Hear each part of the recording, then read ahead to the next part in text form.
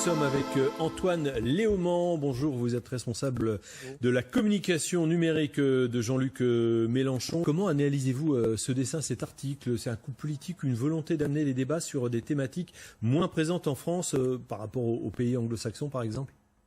Alors, déjà, je voudrais dire moi aussi ma solidarité avec Daniel Obono. Je l'ai déjà fait, mais il me semble important, et remercier celles et ceux qui, effectivement, dans le champ politique, mais au-delà aussi, ont condamné ces propos, ont condamné ce dessin et cet article. Honnêtement, ça fait du bien pour une fois qu'il y ait des condamnations, parce que souvent, on laisse traîner des propos racistes de ce type-là, et y compris sur les plateaux télé. Je suis désolé d'avoir à le dire, mais des gens comme Éric Zemmour, par exemple, qui ont quartier libre pour s'exprimer sur certaines chaînes, des gens, des éditorialistes qui partagent finalement les propos de Valeurs Actuelles, qui sont invités sur les plateaux télé, ça commence à bien faire et ça met en place une ambiance nauséabonde dans le pays. Alors après, moi, je suis pas le rédacteur en chef de Valeurs Actuelles, je sais pas quel est le but. J'ai lu l'article, je me suis infligé ça et honnêtement, moi j'ai la rage, vraiment j'ai la rage, de la colère, parce que Daniel est une camarade, une amie, quelqu'un qui fait un travail remarquable à l'Assemblée nationale et qui doit avancer sans cesse sous ce genre d'humiliation, ce genre d'attaques qui sont nauséabondes et qui sont absolument insupportables. Parce que, certes, parce que c'est une députée de la République française, mais même en tant que personne, il faut comprendre ce que ça veut dire quand on est Daniel Obono de devoir continuer à faire son travail et parfois de ne pas avoir le soutien qu'on a pu voir là. Par exemple, moi je pense à la manifestation qui avait eu lieu lors de la marche pour Mireille Knoll, qui avait été assassinée, qui était un acte antisémite odieux. Eh bien, ce jour-là, quand même, qui devrait être un jour de rassemblement, Daniel Obono s'était fait traiter de pute à bougnoule quand même, ce qui n'est pas des petits propos. Et il y avait eu très peu de monde ce jour-là pour condamner ce genre de propos. Donc ce qu'il faut faire désormais, c'est être intolérable vis-à-vis de ce genre de propos, intraitant, pas intolérable, vis-à-vis de ce genre de propos et ne plus les laisser passer jamais nulle part. Là, c'est très bien qu'il y ait eu une réaction qui soit aussi d'une aussi grande ampleur, parce que peut-être ça servira d'étincelle, peut-être ça commencera à faire réagir les gens sur ce qu'endurent les gens dans ce pays quand ils ont cette couleur de peau. Maintenant, Valeurs Actuelles, moi je me suis infligé cet article, franchement c'est un torchon qui a en gros pour objectif de dire que finalement la seule religion tolérante est le catholicisme. Honnêtement, je pense que c'est une vision historique un peu simpliste des religions. Mais bon, je ne veux pas rentrer dans un débat qui nous emmènerait à nouveau dans un débat de division sur les guerres de religion. Mais honnêtement, pour une fois, ça fait du bien qu'on ait des réactions qui vont dans un sens que je dirais positif. Merci pour cette réaction, Antoine Léaumont. Depuis maintenant 2 ans, nous, citoyens en colère, portant un gilet jaune, tentons de dénoncer l'ensemble des injustices, à la fois sociales et fiscales, qui ne cessent de croître dans le quotidien des citoyens vivant en France. Cette mise à mal du système social français est orchestrée depuis des années par l'ensemble des gouvernements successifs depuis plus de 40 ans. Cette destruction est amplifiée et accélérée depuis l'arrivée d'Emmanuel Macron au pouvoir. La seule réponse face au désarroi et au mécontentement d'une majorité de Français est la répression gouvernementale sans limite, construite autour de lois liberticides, de violences gouvernementales, utilisant les forces de l'ordre pour mutiler, éborgner et réduire au silence toute forme de contestation par la peur. Cette répression est devenue encore plus forte avec la crise du coronavirus qui contraint chaque jour un peu plus la parole et la vie des citoyens. Pourtant, l'épidémie a paradoxalement mis en avant l'ensemble des citoyens invisibles qui se lèvent tôt, cette France travailleuse qui construit, accompagne, soigne notre pays chaque jour. Et cette épidémie n'a fait que démontrer le manque de responsabilité, de compétences et d'anticipation et surtout a mis en avant les mensonges des gouvernants en place. Certains experts médiatiques complices du gouvernement vous diront que nous voulons mettre à bas l'économie de la France et attisant la peur par de la désinformation anxiogène. Pourtant, l'ensemble des revendications et réflexions apportées par le mouvement des Gilets jaunes n'ont qu'un seul but, améliorer l'économie des Français et leur garantir un niveau de vie correct qui pourront les emmener jusqu'à la fin du mois. Je lance donc aujourd'hui un appel à l'ensemble des citoyens et travailleurs, à toutes les associations, comités ou groupes, à toutes celles et ceux qui veulent un monde meilleur afin que vous répondiez à l'appel du 12 septembre 2020. Que vous soyez personnel de santé, pompiers, restaurateurs, ouvriers, agents sanitaires, fonctionnaires et tout autre corps de métier. Allons donner de la voix, cette voix si importante aux yeux de nos politiques, à chaque élection, pour ensuite être réduit au silence par la répression. Allons donner de la voix afin de faire entendre à ce gouvernement l'ensemble du mal-être des familles en France, qui malheureusement vont devoir payer le prix d'une gestion de crise sanitaire désastreuse, dont ils veulent nous faire porter les conséquences et faire payer nos enfants et nos petits-enfants. Le 12 septembre, cessons d'être spectateurs de notre vie et d'applaudir à nos fenêtres. Le 12 septembre, soyons acteurs de notre vie pour un futur fait de mieux vivre et de démocratie directe et participative. Le 12 septembre, Récupérons notre politique au sens noble du terme, trop souvent laissée aux mains de personnages politiques, avides de notoriété et de richesse. Le 12 septembre, à nous de faire entendre la voix du peuple à un président et à un État sourd au mal-être de son peuple. Unissons-nous autour d'un même combat, d'un même objectif.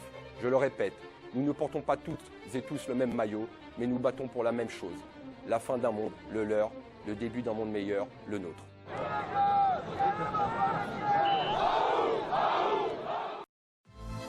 Alors comment faire confiance au gouvernement?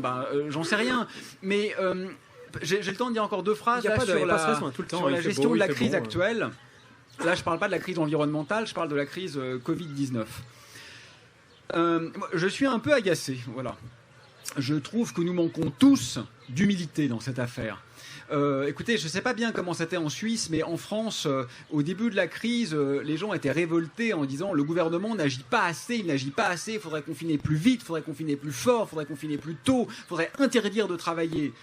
Bon, il s'est passé ce qui s'est passé, et aujourd'hui, essentiellement, les mêmes personnes disent mais ce gouvernement est insupportable, il nous oblige à porter des masques, donc il est contre notre liberté, on veut pouvoir tout faire, y compris en groupe, y compris sans masque. Et là, je suis un peu agacé quand même par cette médiocrité finalement, qui fait que plus personne ne réfléchit, plus personne ne fait preuve d'humilité, plus personne ne veut accepter que les situations sont simplement parfois complexes, qu'on ne savait pas exactement ce qui se passait, qu'on ne sait toujours pas exactement ce qui se passait, que c'est vrai que cette maladie n'est pas vraisemblablement la plus grave à l'échelle mondiale et que donc c'est une offense en particulier aux pays pauvres, aux pays du Sud, d'en faire une sorte d'événement majeur du siècle alors même que d'autres maladies bien connues pour lesquelles nous avons des traitements bien connus déciment depuis des décennies les populations des pays pauvres. Donc ceci est vrai. Pour autant, croire qu'on fait un geste de résistance et de désobéissance civile majeure et se prendre pour un grand révolutionnaire parce qu'on refuse de mettre son masque dans un espace clos, risquant par là même de faire crever son grand-père, moi je trouve ça atterrant, pour être honnête. Donc comment être un peu subtil, d'une part, en comprenant que cette crise n'est pas une métacrise, parce que c'est vrai que beaucoup d'autres souffrent de beaucoup d'autres maux et qu'une surréaction est inadaptée et même un peu indécente. Mais comment par ailleurs refuser l'effort élémentaire qui n'est pas du tout en fait un geste d'obéissance à l'État, parce que les États détestent avoir des citoyens masqués. Il faut vraiment être stupide pour croire que ça fait les affaires d'un État autoritaire que de masquer ses citoyens. Rien ne fait plus peur à un État autoritaire que des citoyens masqués. Et donc de se dire je suis un héros libertaire parce que je refuse d'avoir le minimum d'intelligence collective qui permet peut-être d'épargner quelques vies. Voilà, pour moi, il y a des écueils entre lesquels il est un peu compliqué aujourd'hui de slalomer. Moi, je m'appelle Anas Kazib, je suis cheminot sur le secteur de Paris-Nord. Je suis également délégué syndical Sudrail à Paris-Nord. J'ai été menacé de mort tout simplement par Thierry Verrier, qui est un dirigeant politique du Rassemblement national dans le 94 à Champigny-sur-Marne, qui m'a interpellé comme ça, sans raison sur Twitter, m'expliquant que j'étais attendu porte 12 pour une surprise, et en dessous, cette surprise, elle est imagée par une photo de personnes pendues au bout d'une corde sur la place publique. Voilà. Au début, je me dis peut-être que j'ai mal compris, et on essaie toujours un peu de se rassurer, de se dire mais non, quand même, il n'est pas aussi imbécile que ça pour oser menacer comme ça publiquement sur Twitter. Et en plus de ça, beaucoup de gens avaient commenté très rapidement en disant supprime parce que c'est n'importe quoi, t'as pas honte, etc., etc. Et il a refait un deuxième commentaire en disant qu'il assumait totalement. Bien entendu, après le lendemain, avec la vague de soutien que j'ai pu recevoir d'un peu partout, il a supprimé jusqu'à même bloquer la visibilité à ses tweets. Et derrière, avec vraiment la pression, il y a un des membres du Rassemblement national du 94 qui a annoncé l'avoir démis de ses fonctions suite aux propos Twitter qu'il a tenus. Moi, j'étais choqué mais pas abattu, dans le sens où je suis quelqu'un de combatif et que on sera toujours face à l'extrême droite et on les laissera jamais passer. Ça, c'est une certitude. Cependant, il y a du choc parce que c'est pas la même chose de se faire insulter et de recevoir des intimidations telles qu'on peut les avoir quasi quotidiennement sur les réseaux sociaux, et de là d'avoir une menace de mort d'un dirigeant politique d'extrême droite. Parce que la première interrogation, c'est qu'on se dit, d'une part, si un dirigeant du Rassemblement national se permet de menacer de mort publiquement, en fait, qu'est-ce qu'ils doivent dire en réalité dans leurs réunions lorsqu'ils sont entre eux? Ça interroge aussi lorsqu'on voit que Génération Identitaire, en fait, dans son camp d'été, il fait tout un camp d'entraînement où en fait il met en avant les scènes où les gens font de la boxe et s'entraînent, etc., etc. Et c'est aussi dans un contexte, c'est que il fait ça 24 heures après Valeurs Actuelles qui dessine Daniel Obono en tant que esclave noir, c'est-à-dire qu'il y a une escalade, il y a un ensauvagement. Pour reprendre leurs termes, oui, il y a un ensauvagement de l'extrême droite et du Front National, mais il y a aussi un cap qui est franchi, c'est-à-dire que maintenant, ils prennent toute liberté à commencer réellement à nous menacer réellement, et comme ils l'ont fait avec moi, menacer de mort. Et moi, j'oublie pas l'ancien militant du Front National qui a tiré et qui a fait un attentat terroriste sur la mosquée de Bayonne.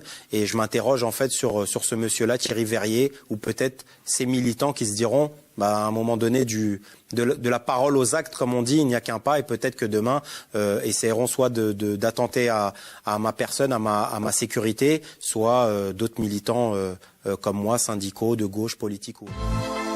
Pour revenir à ce problème Darmanin, il vient d'être nommé. On disait que le précédent ne faisait plus l'affaire, Monsieur Castaner. Et donc Gérald Darmanin arrive, et il semble-t-il au moment du choix, beaucoup disaient c'est le bon choix, il va assurer effectivement l'autorité, il va s'inspirer de son mentor Nicolas Sarkozy. D'ailleurs, il a été sur le terrain partout, et patatras, nous sommes fin août, 27% seulement des Français lui font confiance. Mais parce que l'augmentation des violences de 2018 à 2019, 12,5%, j'ai vu dans aujourd'hui dans un de vos sondages, de violences contre les femmes, violences sexuelles, d'agressions sexuelles. Les violences contre les femmes aujourd'hui, c'est un vrai problème. 3 ans d'échec de politique de Marlène Schiappa. On nomme un ministre de l'Intérieur qui est accusé de viol, un ministre de la Justice qui est accusé de sexisme. Comment voulez-vous leur faire confiance? Enfin, ce sont des fautes. D'abord en termes de communication, si ce n'est que ça. Donc Darmanin n'était pas la bonne personne. Mais évidemment que non. Ni Moretti, Dupond-Moretti de son côté. Ça ne va pas, on ne peut pas leur faire confiance. Aujourd'hui, les femmes sont les premières victimes de violences dans ce pays. Et il y a une augmentation, soit de l'enregistrement, mais aussi une augmentation des violences intrafamiliales, domestiques, etc. Et là, on a 2 hommes à l'intérieur, à la justice, qui sont plombés dès le départ.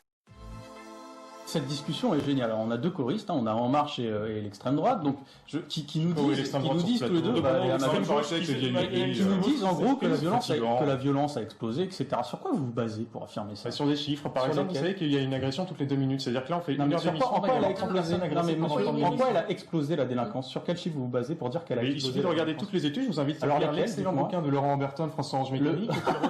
Non mais vous avez le droit de rigoler si ça vous fait rigoler qu'il y ait des Français. Les meilleures données sur ça, c'est les enquêtes de l'INSEE. C'est pas des gauchistes, c'est bon, ça va l'INSEE, ça vous va? D'accord. Qui font des enquêtes de victimation depuis 30 ans. Vous étiez même pas né quand ils ont commencé à le faire, d'accord? Mais ça a changé, la méthode a changé, c'est ce qui est expliqué dans le dossier Libération hier. Qui vous disent qu'en 30 ans, les violences interpersonnelles n'ont pas augmenté, d'accord? Donc on est en train là-dedans de construire un débat à partir de quoi? De faits divers, qui sont impressionnant, c'est choquant les faits divers. C'est vrai que ce que vous voyez, ce qu'on peut voir à la télé, les images sont choquantes. Qu'il y ait une diffusion de ces images de plus en plus sur les réseaux sociaux, ça c'est vrai. Mais on est en train de construire ce problème et on est en train de le construire médiatiquement. À cause de vous, notamment l'extrême droite se déchaîne en ce moment sur ce sujet-là à partir de quelque chose qui ne repose pas sur une réalité, d'accord? Et la première faute vient au ministre de l'Intérieur, qui reprend les mots de l'extrême droite. Pourquoi on a le sentiment d'insécurité? Mais parce que justement, vu que l'extrême droite, vu que le ministre de l'Intérieur parle de ces thèmes, les médias embrayent, c'est leur rôle, ils disent le ministre de l'Intérieur parle d'ensauvagement. Donc on diffuse des images spectaculaires. Et c'est ça qui crée le sentiment d'insécurité aussi, pas que, mais qui crée aussi le sentiment d'insécurité. C'est que sur les médias, on a des images de voitures qui brûlent, de gens qui agressent d'autres, qui sont intolérables, à juste titre, les gens voient ça. Mais quand on fait tout l'été sur ça, ne vous étonnez pas que le sentiment d'insécurité augmente. Moi je vous dis que c'est une campagne d'extrême droite, tout ça, à la base, d'accord? De parler d'ensauvagement de la société. Vous savez ce que c'est un sauvage? C'est quelqu'un qui n'est pas membre de la civilisation. Je vous la mets en blanc, c'est les Noirs et les Arabes par rapport aux Blancs. C'est ça la vérité des mots de l'extrême droite. C'est Laurent Humberton d'ailleurs, la personne que vous avez soi-disant citée, qui en parlait en 2013. C'est lui qui a popularisé ce thème dans son livre Orange Mécanique que vous avez cité, qui a été reprise en une du site du Front National à l'époque. Ça m'étonne quand même que le gouvernement, que le parti au pouvoir reprenne ces mots-là. Ce sont des mots dangereux, des mots tellement dangereux que maintenant l'extrême droite se lâche. Et hier, on voit Valeurs Actuelles qui fait qui fait un roman avec Daniel Obono, député noir, déguisé en esclave. Voilà, c'est ça.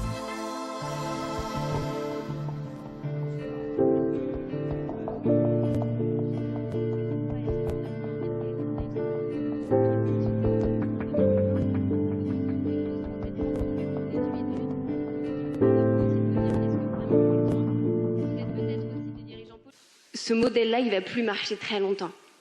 C'est certain. Nous, on en a déjà marre. Et pourquoi est-ce qu'on n'a plus envie de télétravail? Ça, c'est parce qu'on s'ennuie aussi chez soi. On a besoin de liens humains.